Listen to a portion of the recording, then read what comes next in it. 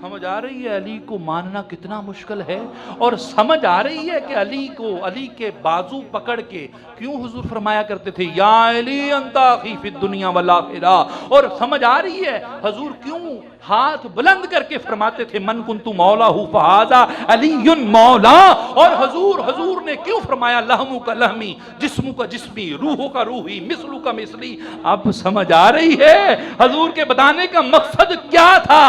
حضور جانتے تھے کہ ملا کے پیٹ میں مروڑ یورو اٹھے گا، رو رو کے کہے گا وہ انج نہ کریا کرو خدا دا واسطہ جے، وہ انج نہ، وہ خدا کی قسم مولوی رو پڑا، مولوی رو پڑا، رو کے کہتا ہے وہ انج نہ کریا کرو۔ دوستان محترم حالانکہ یہ شعر علی باج محمد دا کوئی ویر بکھا منو این حدیث مبارکہ ہے، این حدیث مبارکہ کسی شیعہ مورخ کی بات نہیں ہے، کسی وہابی یا دیوبندی کی بات نہیں، تمام سنی سیر کی کتابیں لکھنے والوں نے،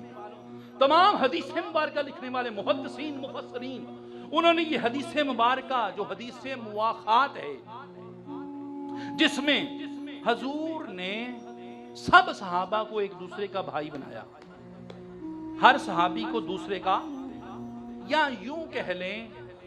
جو صحابی جس جیسا تھا حضور نے بازو پکڑ کے اس کو اس جیسے کا بھائی بنا دیا۔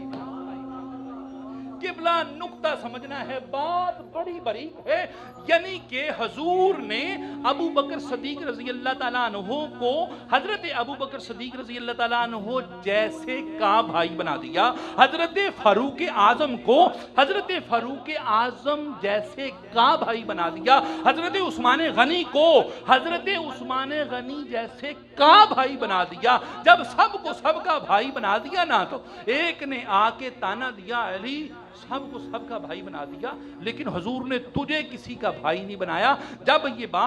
یہ اعتراض حضور کی بارگاہ میں پہنچا نا، تو حضور آگے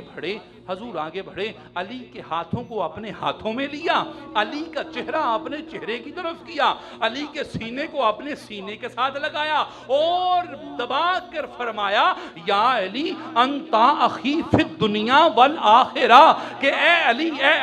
علی تو دنیا میں میرا بھائی ہے۔ اور صرف یہ نہیں فرمایا یا علی انت اخی فی الدنیا، صرف یہ نہیں، منافقت کے سینے کو چیرتے ہوئے حضور نے اگلا جملہ فرمایا یا علی انت اخی فی الآخرہ، صرف دنیا میں نہیں، اے علی آخرت میں بھی تو میرا سونا ویر ہے۔